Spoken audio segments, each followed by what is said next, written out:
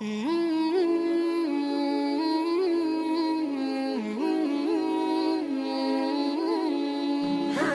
روز نبی پاک علیہ السلام نے سوال پوچھا، دریافت انداز تھا نا تربیت کرنے کا۔ صحابہ علیہم الرضوان ناظر خدمت تھے، عورتیں بھی پردے میں۔ تو نبی پاک علیہ السلام نے ارشاد فرمایا کہ عورتوں کے لیے سب سے بہتر کیا ہے؟ ایک ہے بہتر، ایک ہے سب سے بہتر۔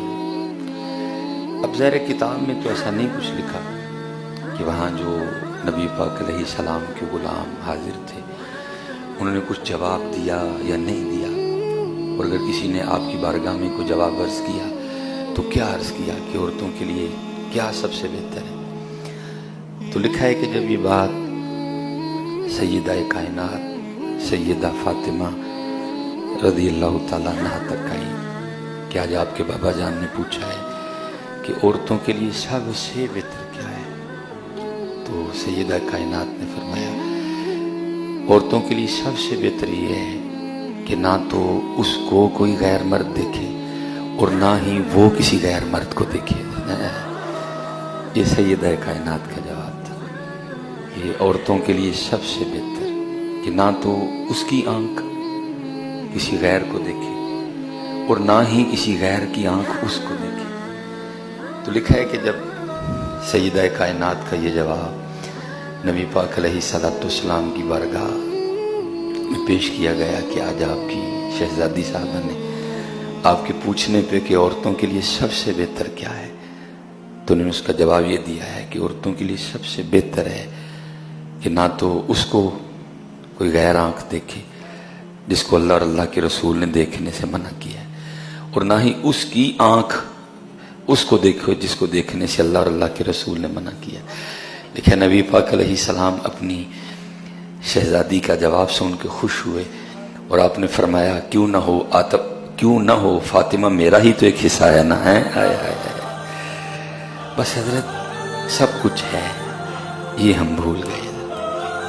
اب دیکھیے گا کل 10 محرم ہے، ان کے نام پہ سڑکوں کے کیا کیا ہوگا، اس طرح بے پردگی ہوگی۔ 10 محرم کو بھی 12 ربیع الاول کو بھی یہ پہاڑیاں دیکھیں چلے ہیں، کیا کرتے ہیں حضرت ہم ان کے نام پہ، اور کر کیا رہے ہیں ان کے نام پہ۔ 10 محرم کو بھی دیکھ لیجئے گا، اور محرم گزرے گی پھر اس کے بعد صفر آئے گی، پھر 12 ربیع الاول بھی، اس دن بھی دیکھ لیجئے گا۔ اللہ وہ کیا کہہ رہے ہیں کہ سب سے بہتر ہے کہ نہ تو کسی کو دیکھ نہ تجھے کوئی دیکھے، لیکن کیا ہے کہ کل ان کے نام پہ دیکھو سڑکوں پہ کیا ہوگا، اور ہوگا ان کے نام پہ، اور جن کے نام پہ تو کر رہا ہے یا کر رہی ہے انہوں نے تو منع کیا ان چیزوں سے۔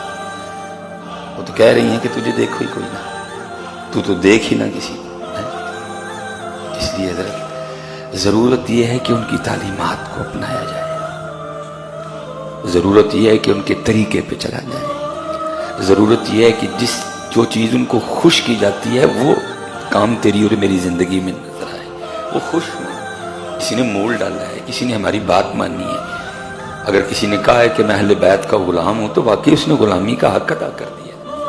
اچھا یہ تو حضرت یہ معاملہ نہیں، جو کتابوں میں لکھا ہے کہ کم و بیش جب سیدہ کائنات کا وصال ہوا نا، آپ کی عمر مبارک 28 سال تھی۔ ان جڑے مرید نے نا، جڑے مرید ہونا چاہتے ہیں وہ کہتے ہیں انج دا پیر ہوئے کہ مصیبت آئے کوئی، بس مصیبت آئے تو میرے پیر صاحب جڑے نا با نظر کرن تے ٹل جائے۔ نبی پاک علیہ السلام کی 3 شہزادیاں آپ کی حیات طیبہ میں انتقال کر گئی، سیدہ زینب، سیدہ ام کلثوم، سیدہ رقیہ۔ نبی پاک علیہ السلام ابھی دنیا میں جلوہ گر نہیں ہوئے، والد انوصال فرمائے۔ نبی پاک علیہ السلام کی عمر مبارک ابھی 6 سال ہے۔ اماں جان سیدہ آمنہ سلام اللہ علیہ انتقال کر گئی، دادا جان انتقال کر گئے، چچا انتقال کر گئے، سیدہ خدیجہ انتقال کر گئی، آپ کے 2 شہزادے انتقال کر گئے۔ لیکن لوگوں کو کس طرح کا پیر چاہیے؟ مصیبت نہ آئے کوئی۔ ایک ہی پیری مریدی ہے، یہ کون سی پیری مریدی؟